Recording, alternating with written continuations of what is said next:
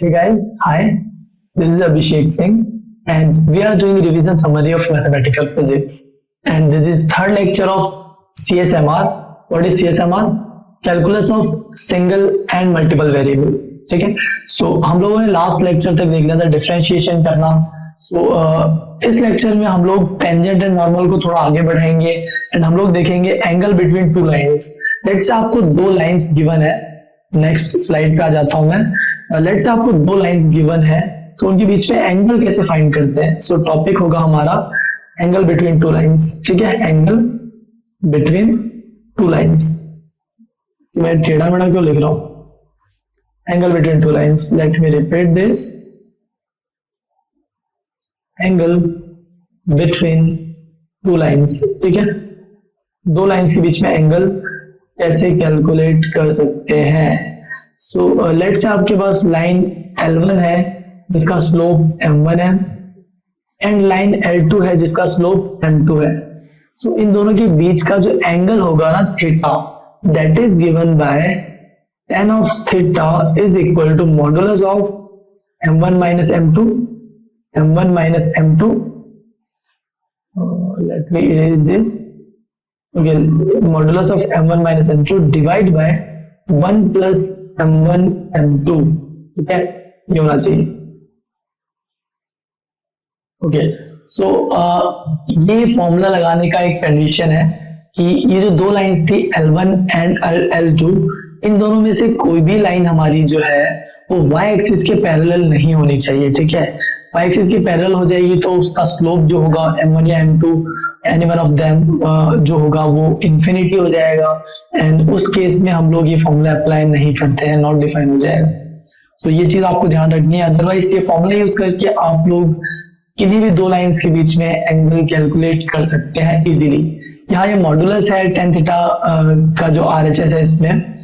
सो M1 minus M2 आप करें या M2 माइनस M1 करें एक ही बात है, बिकॉज मॉडुलस है वहां आपको पॉजिटिव साइन ही लेना है. ठीक है, ओके. तो यहां तक हमने अभी लाइंस की बात करी. लाइंस की जगह अगर आपके पास टेंजेंट है तो केस कैसा हो जाएगा वो देख लेते हैं. लाइंस की जगह अगर आपके पास कर्व है, एक कर्व ये रहा, दूसरा कर्व ये रहा. ठीक है, ये अगर कर्व आपके पास गिवन है तो इन कर्व के बीच में एंगल कैसे फाइंड करते हैं किसी भी पॉइंट पे. लेट से ये C1 कर्व हो गया, दूसरा कर्व C2 हो गया. सो C1 पे मैं अगर टेंजेंट ड्रॉ करूं, पॉइंट ऑफ इंटरसेक्शन, ये रहा पॉइंट ऑफ इंटरसेक्शन, और इस पे अगर मैं टेंजेंट ड्रॉ करता हूं तो हम लोग देख सकते हैं कि टेंजेंट कुछ ऐसा आएगा.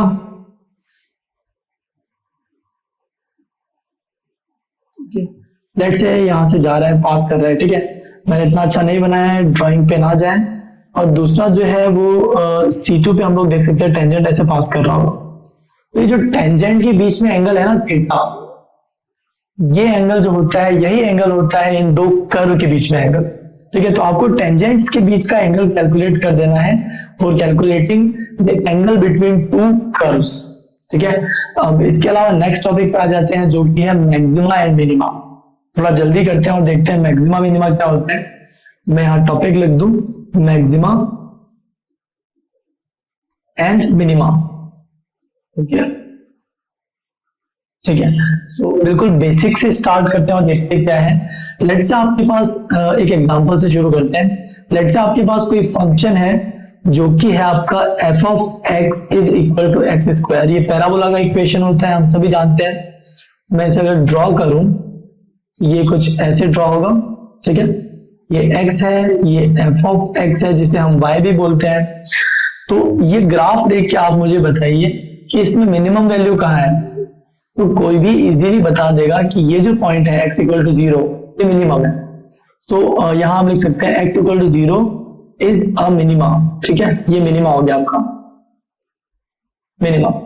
बट मैं अगर मैक्सिमा की बात करूं कि इसका मैक्सिमा कहाँ है, तो क्या इसका मैक्सिमा कहीं मिल सकता है क्या. ये लाइंस जो है पैराबोला का जो एंड है ये तो इंफिनिटी तक जाता जाएगा, तो इंफिनिटी कभी नहीं हो सकता maxima.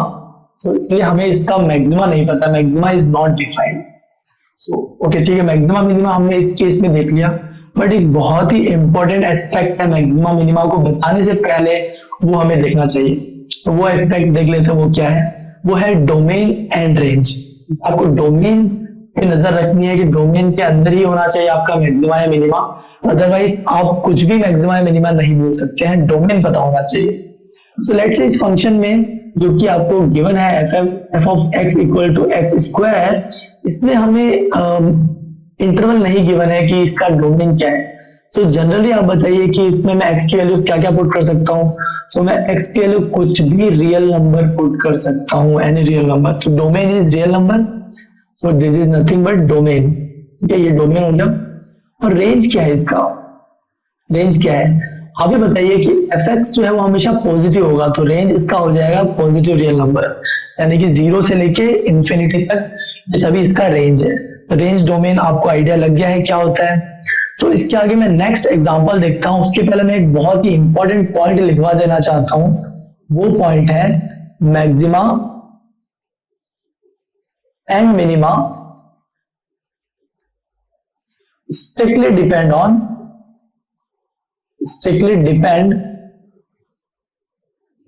on interval, sorry domain पे स्ट्रिक्टली डिपेंड करता है कि आपका मैक्सिमा और मिनिमा क्या हो। तो डोमेन आपको पता होना चाहिए। तो एक एग्जांपल देख के मैं और अच्छे से क्लियर करने की कोशिश करता हूं। ये एग्जांपल है, इसमें भी एग्जैक्टली सेम, ये रहा क्वेश्चन, इसमें भी एग्जैक्टली सेम फंक्शन गिवन है f x is equal to x squared, but यहां आपको इसने अपना पर्टिकुलर डोमेन बता दिया जो कि है 0,1। ठीक है, ये डोमेन है, इसके करस्पॉन्डिंग रेंज आपको देख लेना है जो कि 0,1 ही आएगा। सो मैं अगर प्लॉट करता हूं इसका ग्राफ, तो आप लोग यहां देखें।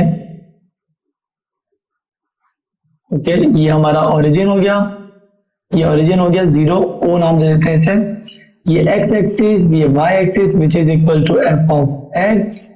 एंड आपको पता है कि इसका जो ग्राफ होगा वो कुछ ऐसा बनेगा।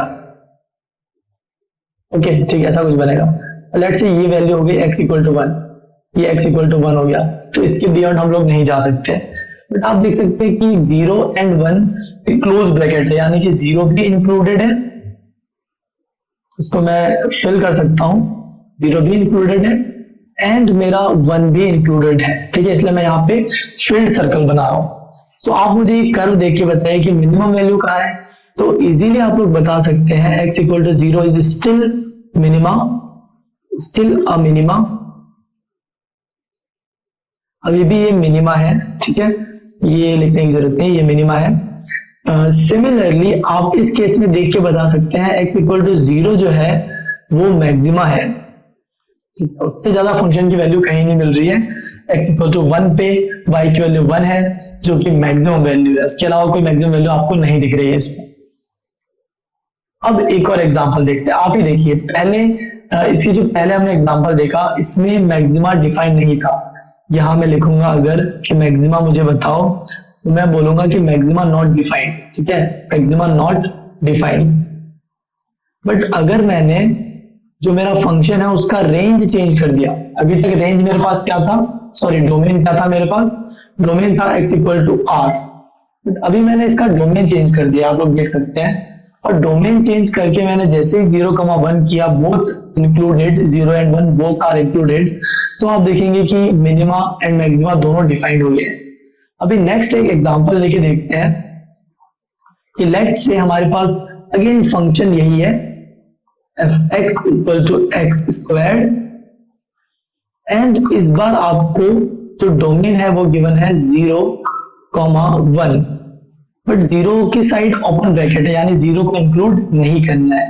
इस बार आप इसका अगर ग्राफ बना के देखते हैं, ये रहा ग्राफ, अगेन ये x है, ये f ऑफ x है। मैं ग्राफ अगर बनाता हूं इसका दोबारा से, तो आप लोग देख सकते हैं ग्राफ कुछ ऐसा बनेगा। अगेन ये पॉइंट तो इंक्लूडेड है, बट ये ओरिजिन वाला पॉइंट इंक्लूडेड नहीं है, इसलिए मैंने इस पे कलर नहीं किया, इसे सिर्फ एक सर्कल रहने दिया, इसे फिल नहीं किया है। ठीक है, तो फिल नहीं किया इसका मतलब 0 डोमेन में ही नहीं है, तो 0 हमारा मिनिमा भी नहीं हो सकता। तो इस केस में आप क्या लिखेंगे, इस केस में आप लिखेंगे कि मिनिमा नॉट डिफाइंड। ठीक है, इस केस में मिनिमा डिफाइंड नहीं है, मिनिमा के लिए आप लिखेंगे नॉट डिफाइंड। ठीक है, सो आप देखिए किस तरीके से मैक्सिमा एंड मिनिमा जो है आपका डोमेन पे डिपेंड करता है, अगर मैक्सिमा की बात करूं तो मैक्सिमा इसमें स्टिल 1 है हमारे पास, x equal to 1 is maxima, ठीक है। बट मिनिमा इसमें नॉट डिफाइंड है because x equal to 0 is not included, and 0 से जस्ट बड़ा कौन सा नंबर है जो मिनिमा होगा वो हम नहीं बता सकते हैं, क्योंकि रियल नंबर डोमेन है, तो हम लोग प्रिसाइजली नहीं बता सकते कि किस वैल्यू की बात कर रहे हैं एज मिनिमा। सो ये इससे आपको आइडिया लग गया होगा कि किस तरीके से डोमेन एंड रेंज पे डिपेंड करता है हमारा मैक्सिमा या मिनिमा। तो आप नेक्स्ट एग्जांपल मुझे खुद बताइए कि जिसमें मैं फंक्शन यही रहने दूं, बट जो मेरा x है उसका डोमेन मैं 0,1 ही रखूं, बट 1 को भी एक्सक्लूड कर दूं। लाइक मैंने 1 को इंक्लूड रखा है इस एग्जांपल में, यहाँ आप देख सकते हैं 1 इज इंक्लूडिंग। बट अगर मैं नेक्स्ट एग्जांपल में कुछ ऐसा डोमेन रखता हूं 0,1 where neither 0 nor 1 is included, ठीक है, 0,1, तो इस केस में ना मिनिमा होगा डिफाइंड ना मैक्सिमा डिफाइंड होगा, ठीक है। तो इस तरीके से आपको पता होना चाहिए कि डोमेन पे कितना कुछ डिपेंड करता है। आगे बढ़ते हैं और देखते हैं how to find a maxima और minima of a function in a closed interval, ठीक है। लेट्स से कोई फंक्शन है आपके पास f(x), ये किसी क्लोज्ड इंटरवल में आपको गिवन है एंड आपसे पूछा है मैक्सिमा या मिनिमा, मैक्सिमा या मिनिमा, ठीक है। और एक और चीज कि f(x) जो है वो आपका कंटिन्यूअस भी है, ये भी गिवन है। तब मैक्सिमा और मिनिमा कैसे फाइंड करते हैं, उसका क्या स्टेप्स होते हैं वो मैं आपको बता देता हूँ। स्टेप नंबर 1 जो होता है वो ये होता है कि आपको सबसे पहले इनमें इंटरनल पॉइंट्स फाइंड करने हैं। Find internal points, internal points, okay. So internal points क्या होता है? इंटरनल पॉइंट्स दो तरीके से निकाल सकते हो आप। पहला तरीका जो होता है वो होता है कि f ऑफ x जो है f डैश x, उसे आप 0 से इक्वेट करें और इससे देखें कि x की आपको क्या क्या वैल्यूज मिल रही है, ठीक है। फर्स्ट डेरिवेटिव को 0 से इक्वेट करके आपको x की क्या क्या वैल्यूज मिल रही है ये आपको देखना है। ये सब इंटरनल पॉइंट्स कहलाएंगे। इसके अलावा इंटरनल पॉइंट्स क्या होते हैं? वो पॉइंट्स जहां पे आपका f(x) इज नॉट डिफाइंड, ठीक है, f(x) डिफाइंड ही नहीं हो पा रहा है, उन पॉइंट्स को भी इंटरनल पॉइंट बोलते हैं। तो स्टेप 1 हो गया, आपको इंटरनल पॉइंट फाइंड करना है। स्टेप 2 हो जाएगा इंटरनल पॉइंट्स पे फंक्शन की वैल्यू फाइंड करनी है। जो फंक्शन है ना हमारे पास, इसकी वैल्यू फाइंड करनी है एट इंटरनल पॉइंट्स। लेट से c पे फाइंड करनी है। यहां से आपको x की वैल्यू c मिल गई, तो c पे आपको फंक्शन की वैल्यू फाइंड करनी है। लेट से यहां से आपको x की वैल्यू d मिल गई, तो आपको फंक्शन की वैल्यू d पे फाइंड करके बताना है कि वो कितना होगा। ये हमारा सेकंड स्टेप हो जाएगा। थर्ड स्टेप में हम लोग क्या करेंगे? थर्ड स्टेप में हम लोग देखेंगे लार्जेस्ट वैल्यू कौन सी है। अभी जो आपने f(x) की वैल्यूज निकाली डिफरेंट इंटरनल पॉइंट्स पे, उनमें से जो लार्जेस्ट x होगा ना, लार्जेस्ट वैल्यू होगी f(x) की किसी पर्टिकुलर x पे, उसे बोल देंगे हम maxima, local sorry absolute maxima. And जहां पे मिनिमम वैल्यू होगी f(x) की जिस x पे, जिस इंटरनल पॉइंट पे, उसे बोल देंगे हम लोग मिनिमा, ठीक है। तो इस तरीके से आप लोग मैक्सिमा मिनिमा बता सकते हैं। ये एक बिल्कुल बेसिक वे हो गया। उसके अलावा जो दूसरा मेथड होता है वो बहुत ही फेमस मेथड है, आप लोग जरूर जानते होंगे, मेथड ऑफ सेकंड डेरिवेटिव, ठीक है, यूजिंग सेकंड डेरिवेटिव। इस मेथड में क्या करना होता है? लेट्स से आपको कोई फंक्शन गिवन है, आप इसे अगेन डिफरेंशिएट करेंगे एंड क्रिटिकल वैल्यूज या इंटरनल वैल्यूज निकाल लेंगे, c1 c2 and so on जो भी है, और सेकेंड डेरिवेटिव करेंगे उसके बाद फंक्शन का। और सेकेंड डेरिवेटिव की वैल्यू इन c1 या फिर सेकेंड डेरिवेटिव की वैल्यू हम लोग c2 इन पे कैलकुलेट करके देखेंगे कि इनकी वैल्यूज क्या आ रही है। तो इनका पोलरिटी देख के कि ये पॉजिटिव आ रहा है या नेगेटिव आ रहा है, ये देख के भी हम लोग बता सकते हैं कि जो हमारा फंक्शन है वो मिनिमा कहाँ रखता है और मैक्सिमा कहाँ रखता है, ठीक है। तो ये बातें एक एग्जांपल के थ्रू बहुत अच्छे से समझ में आएंगी। तो एक एग्जांपल मैं आपके सामने रखता हूं, ये रहा एग्जांपल। इस एग्जांपल में आपका जो फंक्शन है f(x) इज गिवन एज, इसको मैं दोबारा लिख देता हूं, function is given as x³ minus 6x² minus 5। Okay, so अब आपसे पूछा है मैक्सिमा एंड मिनिमा। तो मैंने आपको पहला स्टेप क्या बताया? कि आपको एफ डैश एक्स कैलकुलेट करना है, जो कि यहाँ आ जाएगा 3x² माइनस 12x।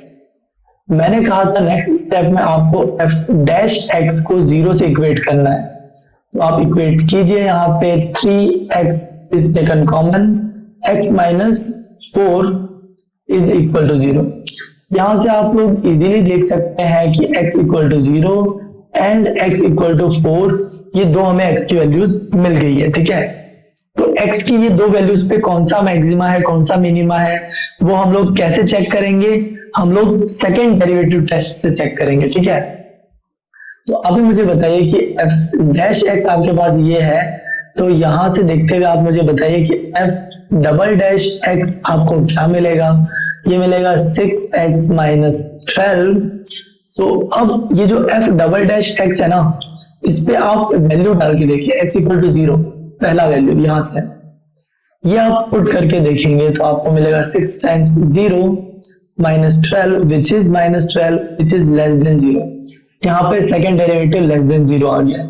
So, अब मैं कहूंगा f double dash x at x equal to 4, जो सेकेंड इंटरनल पॉइंट है इस पे आप कैलकुलेट करके देखें।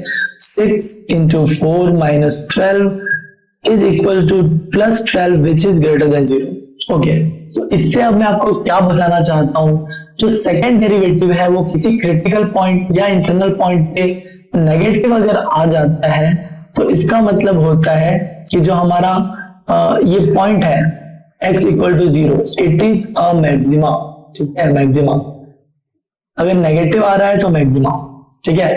और अगर ये वैल्यू हमारा पॉजिटिव आ जाता है, जो कि सेकेंड केस है, एट x इक्वल टू 4, तो x इक्वल टू 4 जो है ये हमारा मिनिमा हो जाएगा, ठीक है, मिनिमा। ओके, तो इस तरीके से मैक्सिमा मिनिमा निकाल सकते हैं।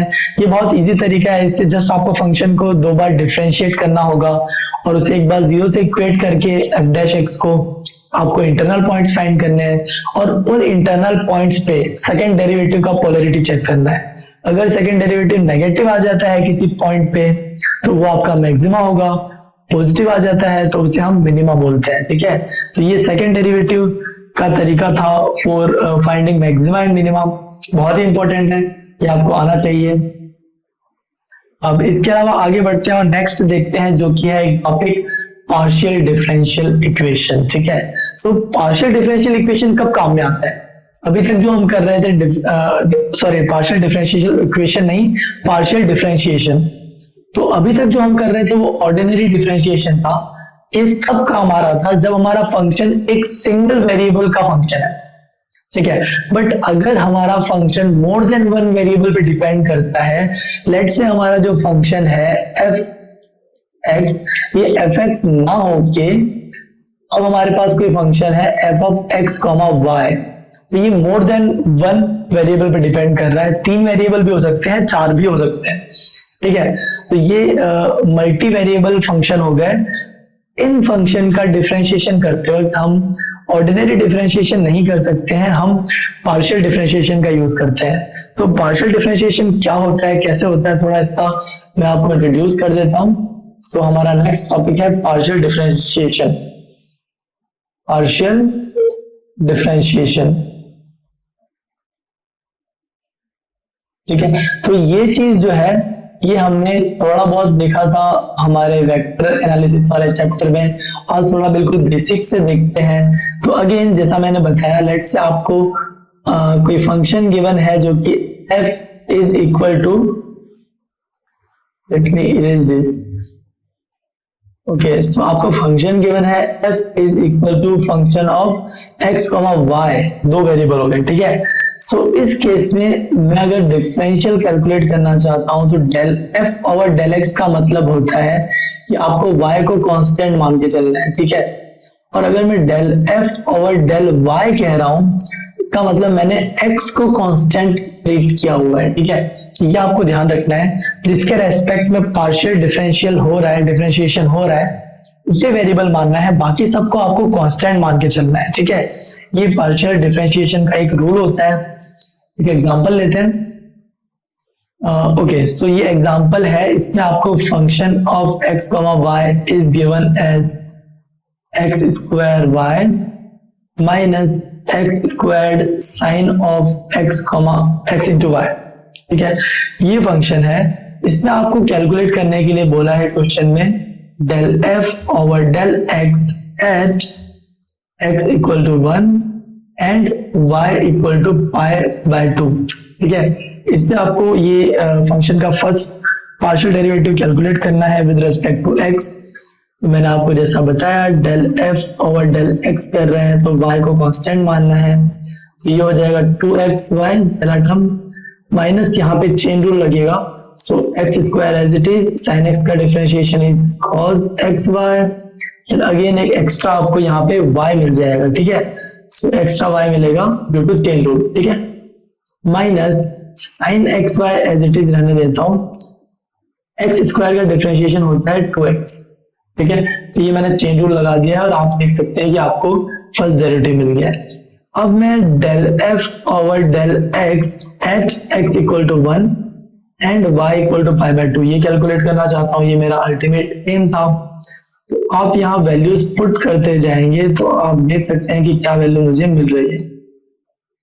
Minus 1 square cause of pi by 2 जो कि 0 हो जाता है, सो y की वैल्यू डालने की जरूरत है नहीं, फिर वैल्यू देता हूँ, ये टर्म 0 हो गया। Minus sine of pi by 2 times 2 times 1। ठीक है, तो आप देख सकते हैं जो फर्स्ट टर्म है ये टर्म में 2 से 2 कैंसिल हो जाएगा और सिर्फ मेरे पास बच जाएगा pi. Second term was 0 minus third term was again 2। तो आप देख सकते हैं पाई माइनस 2 ये मुझे मिल गया है first derivative of function with respect to x at a particular value of x and y which is 1 comma pi by 2। तो आप देख सकते हैं कि मुझे यहाँ पे फंक्शन का फर्स्ट डेरिवेटिव मिल गया है with respect to x। And similarly मैं कुछ और चीजें बताना चाहूंगा इसके अलावा, तो कुछ नोटेशन है वो आपको पता होना चाहिए। ये नोटेशन है कि अगर मैंने एफ एक्स लिखा है तो इसका मतलब होता है del f over del x, and अगर मैंने एफ वाई लिखा है तो आप लोग मुझे खुद बता सकते हैं इसका मतलब होता होगा del f over del y. Similarly f z का मतलब क्या होता होगा del f over del z. ठीक है, del f over del z, ये नोटेशन आपको पता होना चाहिए। इसके अलावा अगर मैंने डेल एक्स एक्स लिखा है एफ ऑफ एक्स एक्स, इसका मतलब क्या होता है, इसका मतलब होता है del two F over del X to.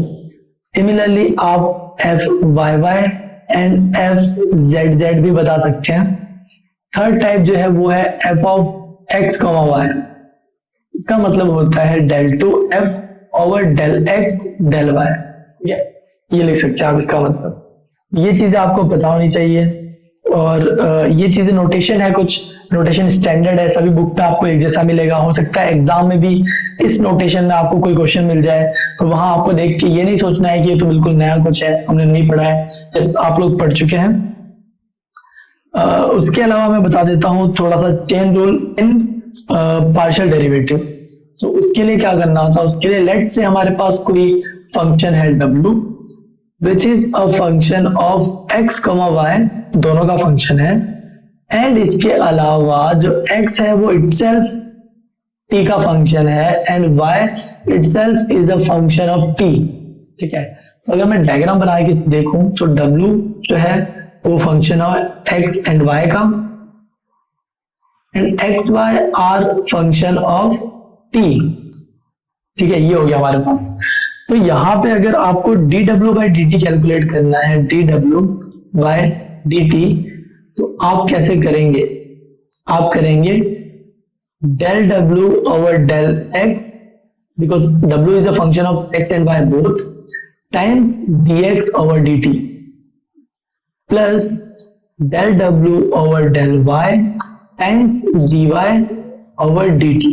ठीक है, ये जो होता है ये चेन रूल हो जाता है इन पार्शियल डिफरेंशिएशन, तो आपको ये भी लगाना आना चाहिए। इसके अलावा हो सकता था मैं एक्स वाई की जगह एक्स वाई जेड तीनों का फंक्शन ले सकता था w को, तो यहाँ पे 3 टर्म्स आ जाते 2 की जगह। तो ये चीज आपको क्लियर है। एक एग्जांपल लेके इसे थोड़ा और क्लियर करने की कोशिश करते हैं।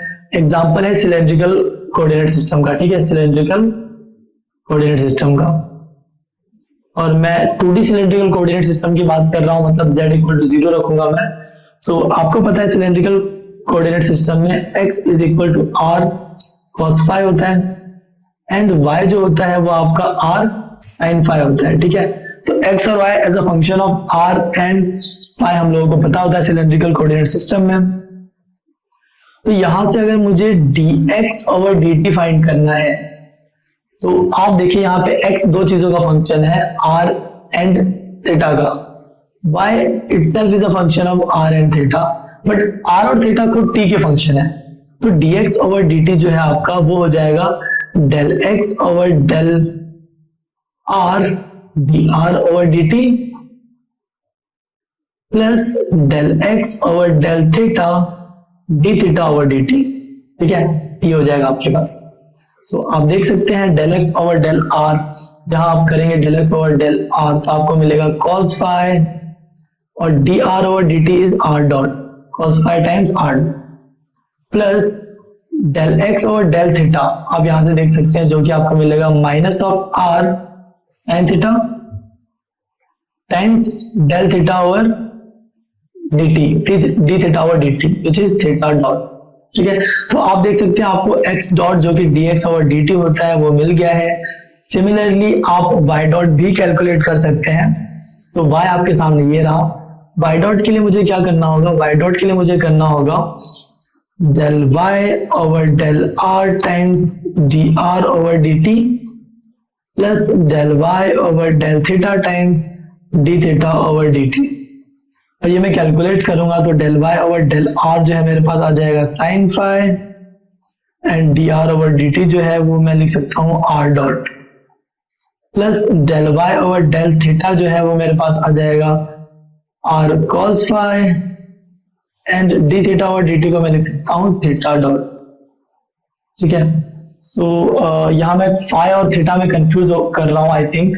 So let me erase this, ये phi जहां भी उसको आप थीटा कर लीजिए, एक ही चीज है थीटा और phi, सो आपको कंफ्यूज नहीं होना है। मैं यहाँ भी इरेज कर देता हूँ, phi और थीटा एक ही चीज है, ये मैंने थोड़ा सा कंफ्यूजिंग कर दिया, सॉरी फॉर दैट। ये भी थीटा है, ये भी थीटा है, सभी जगह थीटा था, ठीक है। Okay, so this is done. And इस तरीके से अगर आपको कुछ भी पूछा गया है पार्शियल डिफरेंशियल या फिर कंप्लीट डिफरेंशिएशन तो आप लोग कर सकते हैं। So dear students, you can subscribe to ado uncle for IIT JAM, CSIR NET and UGC NET exams study material which is prepared by India's top experienced faculties. And you can also download Edu Uncle's mobile application where more than 250 tutors will be answering your doubts. Thank you very much.